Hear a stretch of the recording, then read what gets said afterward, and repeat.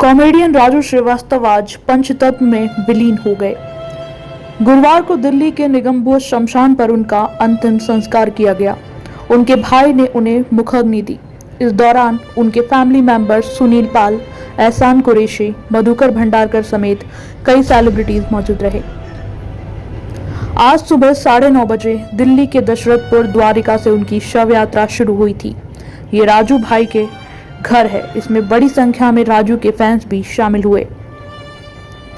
1.5 महीने से ज्यादा समय तक वेंटिलेटर पर रहने के बाद आखिरकार 21 सितंबर को 58 साल की उम्र में राजू का निधन हो गया।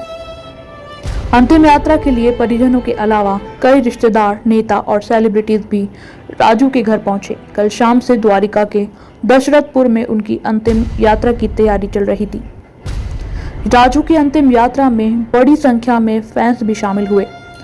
जगह जगह राजू की पार्थिव देह ले जा रही एम्बुलेंस पर फूल भी बरसाए गए। फैंस उन्हें नम आंखों से विदाई दे रहे थे। उड़ीसा के famous stand artist Sudarshan Patnaik ने भी राजू को श्रद्धांजलि दी। उन्होंने पूरी बीच पर आज राजू श्रीवास्तव के चित्र वाली कलाकृति बनाई। अपने ट्विटर हैंडल पर शेयर करते हुए उन्होंने लिखा, हंसाते हंसाते रुला दिया, आप लाखों फैंस के दिलों में हमेशा जिंदा रहेंगे। रिप राजू श्रीवास्तव।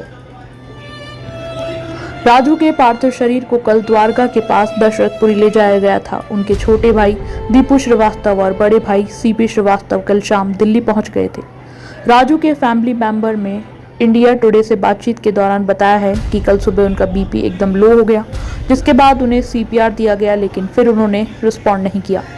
परिजनों का ये भी कहना है कि राजू की तबीयत में सुधार हो रहा था और उनका वेंटिलेटर 2-3 दिन में हटाया जाना था। इसके साथ ही उनकी दवा की खुराक भी कम हुई थी।